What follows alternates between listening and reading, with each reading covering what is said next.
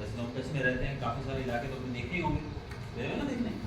तो आज हम इस किताब के माध्यम से कच्छ जो डिस्ट्रिक्ट है हमारा उसकी सैर करने जा रहे हैं। चलिए शुरू करें। विशाल भारत में अनेक दर्शनीय प्रांत हैं, सबका अपना महत्व एवं सौंदर्य है। गुजरात उनमें से एक अनूठा राज्य है।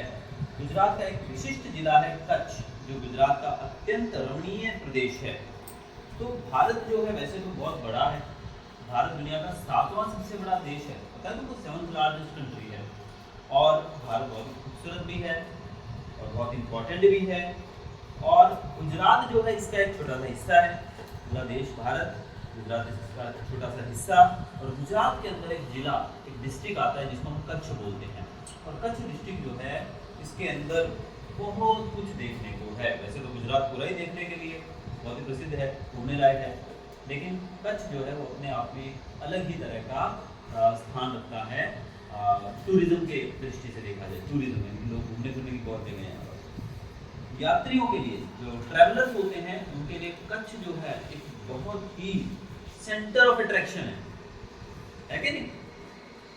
इसका पौराणिक महत्व भी कम नहीं है, पुराने समय से इसका इंपॉर्टेंस देखने को मिला है। अनेक दर्शनीय स्थानों के वैविध्य के कारण इसे म्यूजियम कह सकते हैं। यहाँ पर बहुत तरह के देखने योग्य स्थान हैं, इसीलिए अगर हम इसको एक म्यूजियम बोल दें तो गलत नहीं होगा। जैसे हम एक म्यूजियम में जाते हैं तो तरह तरह की चीज़ें हमें देखने को मिलती हैं, वैसे ही कच्छ के अंदर भी बहुत सारी चीज़ें देखने को मिलती हैं। इसलिए अगर हम इसको एक संग्रहालय या फिर म्यूजियम कहें तो गलत नहीं होगा। कच्छ जब हम एंटर करते हैं, इसमें प्रवेश करते हैं, तो हमें रेगिस्तान के 2 भाग देखने को मिलते हैं। कच्छ के अंदर रेगिस्तान जो है इसको हम अंग्रेजी में बोलते हैं ना, run of Kutch, the greater run of Kutch and the little run of Kutch. तो ये जो 2 रेगिस्तान है उसमें एक है छोटा रेगिस्तान और दूसरा है बड़ा रेगिस्तान, जिसको अंग्रेजी में हम ग्रेटर रन ऑफ कच्छ और लिटिल रन ऑफ कच्छ कहते हैं। सुना है ना नाम ये किताबों के अंदर? यस। इन दोनों में रेगिस्तान जैसा कोई लक्षण नहीं दिखाई देता। अब एक्चुअल में रेगिस्तान की जब बात आती है तो हमारे सामने दिमाग में क्या आता है? रेगिस्तान मतलब दूर दूर तक रेत उड़ती दिखाई देगी, रेत के टीले दिखाई देंगे, लेकिन यहाँ पर ऐसा कुछ भी नहीं, रेत कहीं नजर नहीं आती है। इसलिए ये अपनी ही तरह का एक अनूठा, एक अनोखा, एक विचित्र रेगिस्तान है। सामख्याली नाम सुना होगा, कच्छ में एंटर करते हैं तो सामख्याली आता है। तो सामख्याली जो है उसको हम कच्छ का प्रवेश द्वार कह सकते हैं, that is the entrance of Kutch. जब आप सामख्याली में एंटर करते हो तो समझो आप कच्छ में पहुंच गए। कच्छ की यात्रा यहीं से शुरू होती है, यहाँ से उत्तर दिशा की ओर यात्रा का प्रारंभ होता है। जब आप सामख्याली में एंटर होते हो तो उत्तर की तरफ हम जाते हैं। कहाँ जाते हैं? उत्तर की तरफ जाते हैं। फिर रापर से धोलावीरा पहुंचते ही हमारी प्राचीन संस्कृति मोहनजोदारो का स्मरण हो जाता है। धोलावीरा गए हो आप लोग? गए हो? जाने वाले हो? ओके, तो धोलावीरा मैं तुमको दिखा दूंगा। अभी इस वेकेशन में हमारी जो छोटी ब्लॉगर है, जानते हैं ना छोटे वाली ब्लॉगर कौन? सूरी। तो हम लोग गए थे जब धोलावीरा, तो उसका वीडियो भी बनाना बाकी है। तो वो वीडियो जो है ब्लॉग, तो धोलावीरा का पूरा सूरी ने ब्लॉग बनाया है, उसको एडिट करके मुझे अपलोड करना है। वहाँ से तुम एक बार दर्शन कर सकते हो, बाकी खुद देखोगे तो और ज़्यादा मजा आएगा। धोलावीरा जो है वो मोहनजोदारो हमारा जो सिविलाइजेशन है उससे जुड़ा हुआ है, यानी कि उसकी याद दिला देता है। बहुत ही खूबसूरत है, हम गए तो सच में बहुत मजा आया देख के, मुझे तो बहुत अच्छा लगा। ये स्थान 500 वर्ष के अवशेषों का अंग है, यानी कि ये जो धोलावीरा है ये 5000 साल पुराना है। 500 हो गया शायद में, 5000 है, 5000 साल पुराना है वो, और अभी भी वैसे का वैसे ही पड़ा है, अभी भी काफ़ी अच्छी कंडीशन में है। इस प्राचीन नगरी के दर्शन से ही हम चकित रह जाते हैं। सच में जब उसको देखते हैं, 5000 साल पुराना, आज हम मकान बनाते हैं, कोई बंगला लेते हैं बड़ा बड़ा, 10 साल बाद तो देखने लायक नहीं होता। हमारे देश में बड़े बड़े ब्रिज बन रहे होते हैं, बड़ी बड़ी बिल्डिंग बन रही होती है, कभी ना कभी वो बनते बनते गिर जाती है। लेकिन वो मोहनजोदारो जो है उस संस्कृति से जुड़ा हुआ जो शहर है धोलावीरा, 5000 साल से अभी वैसे का वैसे ही खड़ा है। बहुत लोग खंडर बन चुका है, लेकिन अभी भी बहुत ही अच्छा दिखाई देता है। हमें प्राचीनता में आधुनिकता के दर्शन होते हैं। तो वो जो नगर है वो प्राचीन है, बहुत पुराना है, लेकिन उसमें आधुनिकता, मॉडर्नाइज। अभी आप अगले साल 10th में जब आओगे, अभी तो आप 8th में हो, आप 10th में जब जाओगे वहाँ पर आप मोहनजोदारो के बारे में पढ़ोगे, कितना मॉडर्न, उस समय के जो रस्ते, रोड्स, स्ट्रीट लाइट, सब चीजें उस समय होती थी, पता है? गटर सिस्टम, ड्रेनेज सिस्टम बहुत पॉपुलर था उस समय। पढ़ा आप लोगों ने? सामख्याली से पश्चिम की तरफ जब हम जाते हैं तो भचाऊ आता है। कौन सा शहर आता है? भचाऊ, जो एक बड़ा गांव जैसा शहर है। ठीक है, खैर ये जो किताब लिखी गई थी तब में और आज में तो बहुत फर्क आ गया। आज तो भचाऊ डेवलप हो गया।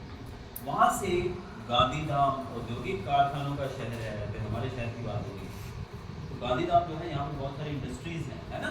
कितनी इंडस्ट्रीज है यहाँ पर। यहाँ सिंधी प्रजा पाकिस्तान से आकर स्थायी हुई है। यहाँ पर रहने वाले जो सिंधी लोग हैं गांधीधाम के अंदर, खासकर लोग पाकिस्तान से आते हैं यहाँ से।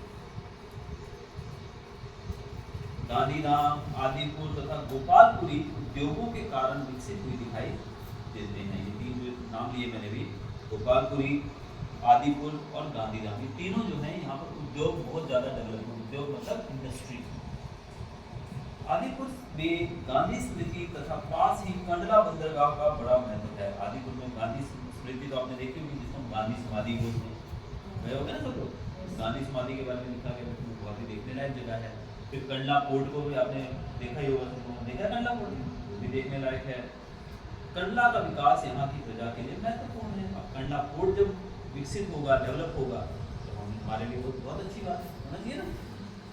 कंडला से दक्षिण की ओर भद्रेश्वर अति प्राचीन जैन यात्रा है। भद्रेश्वर भी आप लोग गए होंगे, ज्यादातर लोग गए होंगे, नहीं गए हो? जो लोग गए हैं जानते हैं भद्रेश्वर यहाँ से नजदीक के लगभग 20 किलोमीटर, 20-22 किलोमीटर।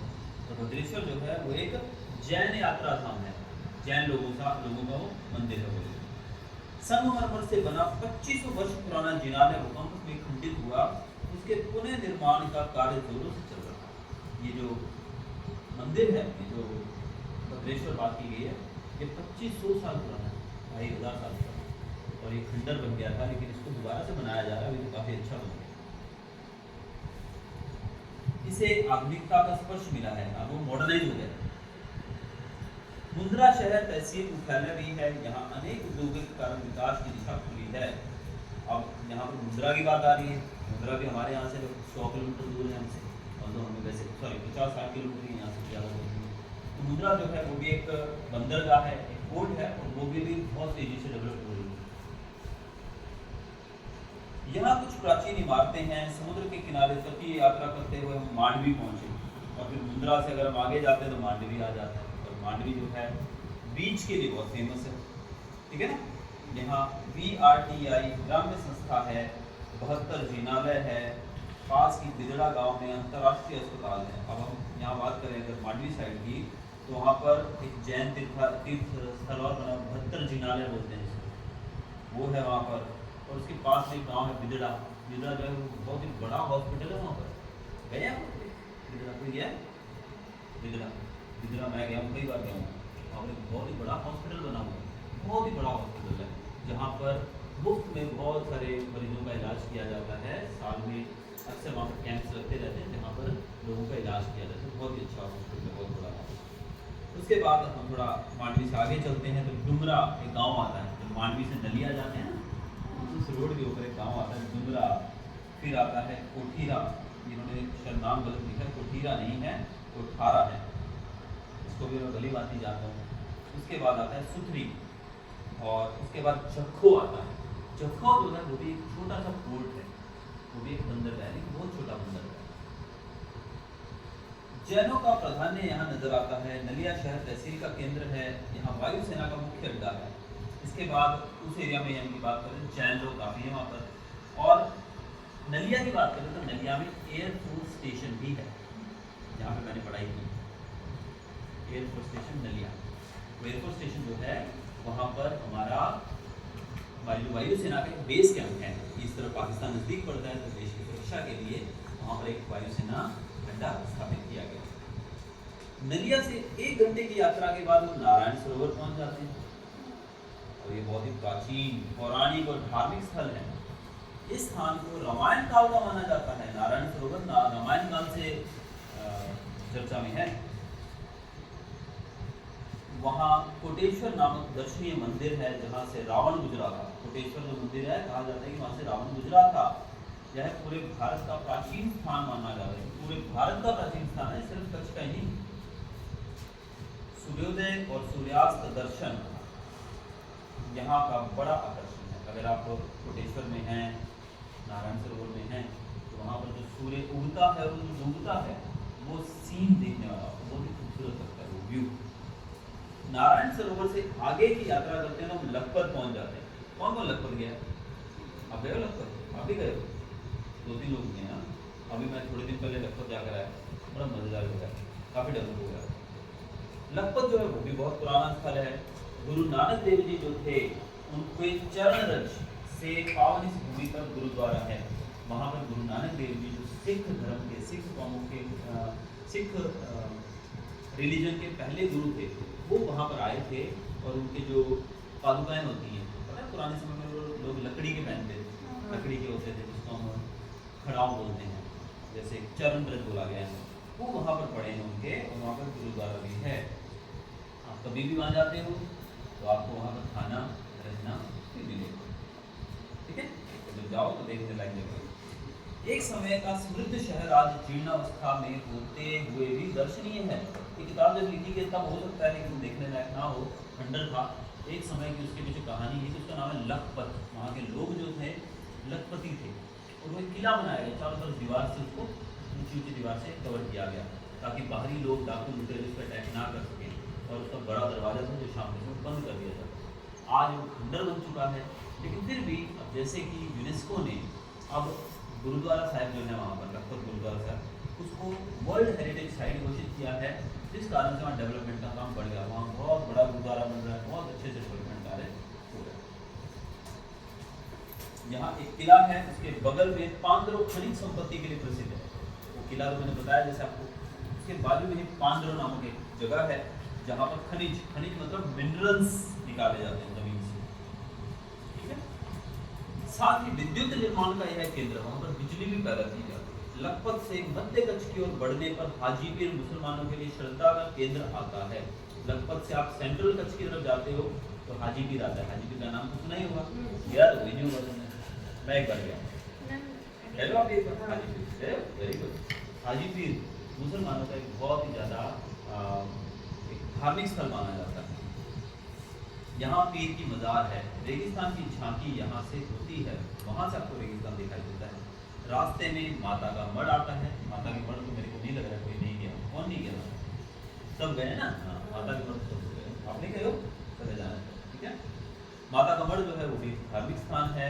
यहाँ नवरात्रि के दिनों में लोग पद यात्रा करते हुए दूर दूर से आते हैं। आपको पता है जब नवरात्रि शुरू होती है तो रास्ता कैसे भर जाता है हमारा पैदल यात्रियों से।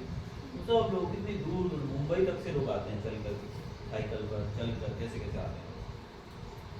श्रद्धा भाव से दर्शनार्थ आते हैं। आगे नखत्राना प्राकृतिक नजारों का केंद्र बना है। आगे नखत्राना आता है, माता के मढ़ जाते हैं तो रास्ते में वो आता ही है। रास्ते में चक्ष, पुरेश्वर मंदिर, वांढाय जैसे मनोहारी प्राचीन स्थान, ये जो 2-3 जगहों का नाम लिया, ये सब छोटे छोटे गाँव जगह हैं, लेकिन है बहुत पुराना। अब कच्छ का मुख्य केंद्र भुज आते ही उसके वैभव का परिचय होता है। इसके बाद आता है भुज। भुज तो सब गए होंगे, वहाँ भी नहीं गया भाई? भुज, ठीक है, भुज आता है। उसके बाद भुज में क्या क्या देखने लायक होता है? आईना महल, प्राग महल, टावर, स्वामीनारायण मंदिर, टी गार्डन, हमीरसर तालाब, भुजिया डूंगर, लोक संग्रहालय, म्यूजियम यानी कि विश्वविद्यालय यानी कि यूनिवर्सिटी, कच्छ यूनिवर्सिटी है वहाँ पर, है ना वो। फिर ये सब चीज़ें वहाँ आपको देखने को मिलेंगी।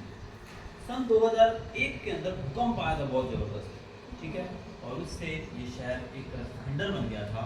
इसके बाद इसको और बेहतर तरीके से डेवलप किया गया। अब हम भुज जाते हैं तो हम देखते हैं कि बहुत ही खूबसूरत शहर बन गया है।